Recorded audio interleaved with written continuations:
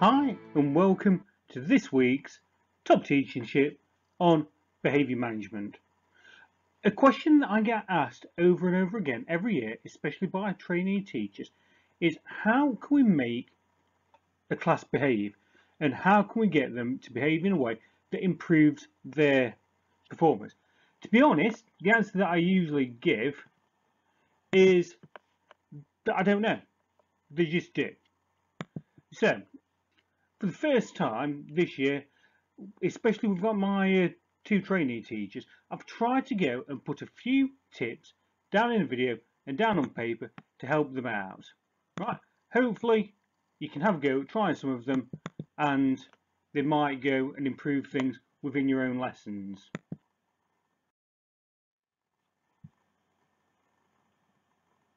So the first tip that I want to talk about is the fact that the carrot is better than the stick, in that students will respond better to praise than they will to being constantly told off.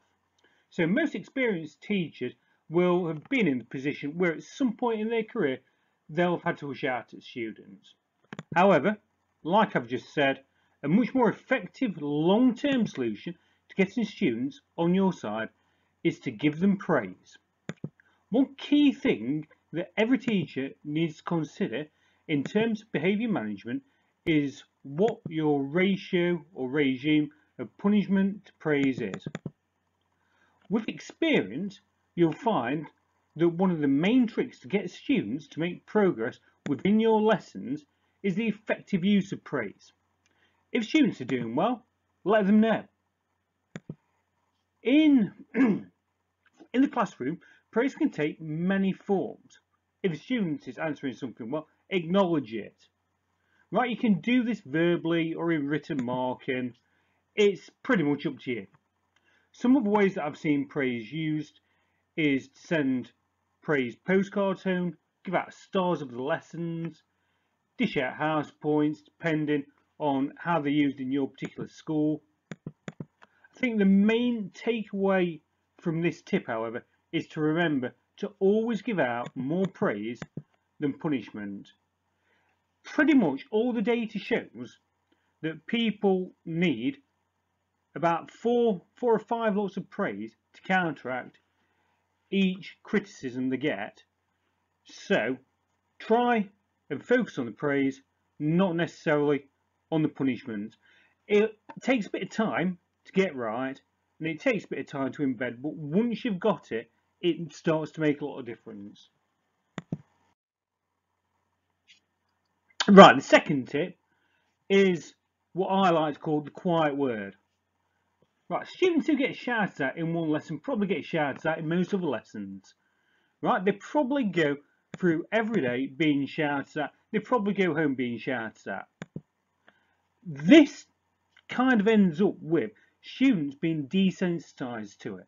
You can shout at them till you're blue in the face. It won't make any difference. So students that are shouted at constantly, like I've said, become desensitized to it. So you shouting at them won't work. All it'll do is it'll enrage you, and it will cause them to put up a wall. A simple way that I've found over the years to get around this is to talk to them quietly. It sounds daft and it sounds like it shouldn't work, but it really does. Right? So, as this is often not what the students expecting, you can almost immediately get their attention. So talking quietly to them also acts to diffuse the situation, as they will often be ready to argue back and be defensive when shouted at. I've found that this method works really well with different individuals. However, if you're going to think about using it with a whole class, I would suggest making sure that you're really confident with it and that you've got some experience. However, with time and practice, talking quietly at a whole class will mean that they have to listen more, so therefore will help with behaviour. Right, third tip are non-verbal instructions. Right, over the years, possibly to my horror or amusement, what most students seem to remember about me is the fact that I can get them all to drop silent just by clicking my fingers, right? Because it's a non-verbal gesture that I've more or less trained into them since year 7. I'm not entirely sure where this started, but it really works.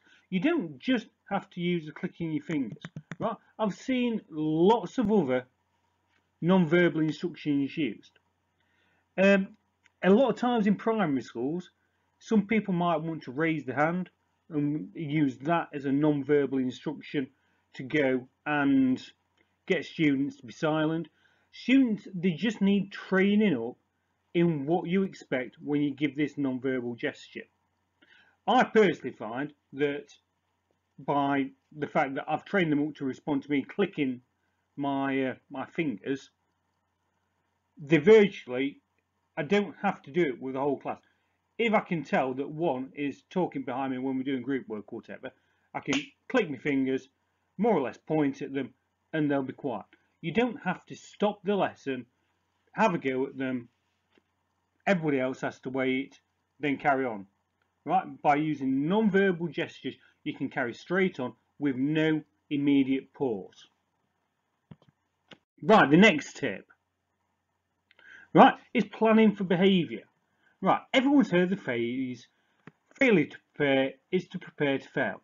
So when it comes to planning for behaviour, there was lots and lots of truth in this.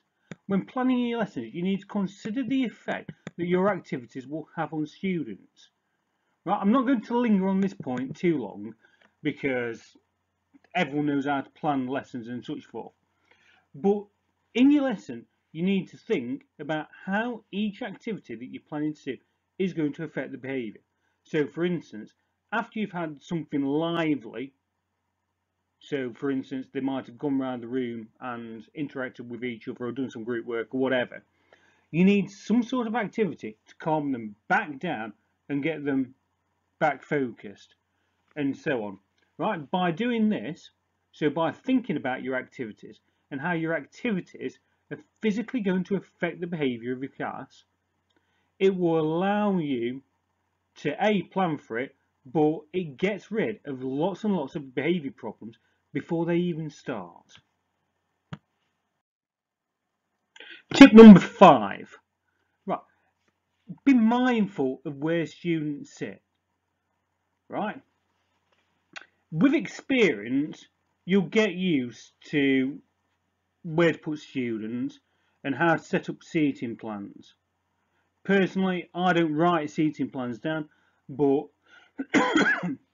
when I was a newer teacher, it really helped to put a seating plan together. You need to think about who students are going to work well with, which students are going to distract each other. You need to think about how you want to run your lessons. If you want to run your lessons where there's lots of group work, then you need to put students near each other that you know will work together well, but not get distracted. Right? There's an entire different host of ways to think about where to sit students and how to orientate your room, but it is a really, really powerful tool. At the start of the year, so at the start, every time I get a new class, I get the students stood up around the room. Right? Undoubtedly, the students will stand next to somebody that they really want to sit next to, so therefore will probably get distracted by. Right? So this simple little activity already gives me the information I need to almost say, right, I don't want to sit those two together as they'll distract each other. From that, you can go and direct students to where you want to sit. It's really important doing this as it sets the tone for the rest of the year. It lets students know that you're not messing around, that you're serious, and that you're in charge of the classroom and how the classroom's set up. The next tip, personally, this is my favourite tip, is to not teach from the front of the room. Right, teachers who teach from the front of the room, A, do a lot of chalk and talk, which I personally don't agree with, but it enables students in certain pockets of the room to think that you can't get away with it, or that they can get away with doing different things and messing around. Personally, if I'm doing a PowerPoint, I've got a little clicker that can change the PowerPoint size, and while I'm doing it, I walk around the desks. So walk around students. That way, especially if you go and you teach from the back of the room, students don't necessarily realise where you are, and because they don't realise where you are, it will make them think twice before trying to get away with any disruptive behaviours or talking or messing about, etc. It takes a little bit of time to get right, but once you've got your head around it, it works really well, and it's something that I've been using for the last 10 years to great effect. Teaching tip 7 is to be sincere. Right, the worst thing that I see time and time again with some teachers is that normally, in normal lessons, they won't dish out any praise. However, when I go in and formally observe them, they'll dish out loads of praise, and it just comes across as being really insincere. Students will be able to tell if you're being insincere and won't respond in a way that you particularly want. So, as long as you're sincere with your praise all the time and act in a reasonably sane way all the time, so students know where they stand, the behaviour will improve. Right, teaching tip 8 is to use set routines. Right, set routines enable students, or let students know how they should act within your lesson. Right, it's a good way of maintaining good behaviour and such forth right from the start of the lesson. There are various different ways to do this. Personally, I like to get them lined up in silence to put them in the right mindset before they even walk into the room. When they walk into the room, make sure that they know that they need to get their equipment out. If they've got planners or whatever your particular school says that they need out, make sure it's out. I personally like to put up the title of the lesson on the board with some keywords that they know that they need to start getting down from the word go, and have the start on the board ready for them to be working through as soon as they walk in. Right?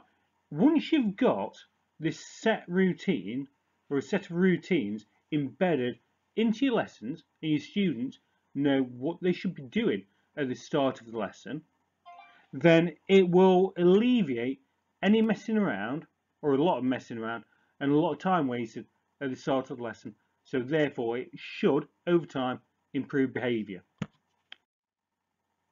Right, the last teaching tip, and possibly the most important tip that I'll give you, is to remember that every lesson should be a fresh start. If a student's messed about in the previous lesson with you, don't keep dwelling on it. Don't go back and say, little Tommy, you were really bad last lesson, so I'm watching you. If you do that, it reminds them that they were messing around last lesson. It puts them in the wrong mindset from the word go and will make them defensive. Every lesson you should try, and it is a try sometimes, and I accept the fact that sometimes it's very difficult, but you should try to go in and remember it's a fresh start. Treat every student the same from the start of every lesson, regardless. And over time, students will respond really well to it. Right, I hope that some of these tips have been useful. I hope that they will help improve some of your lessons over time if you're struggling with any behaviour management. Please feel free to leave any comments in the comment box below, and I'll try and get back to you. And remember to subscribe, and I'll be back next week with another top teaching tip. Right, thanks for watching.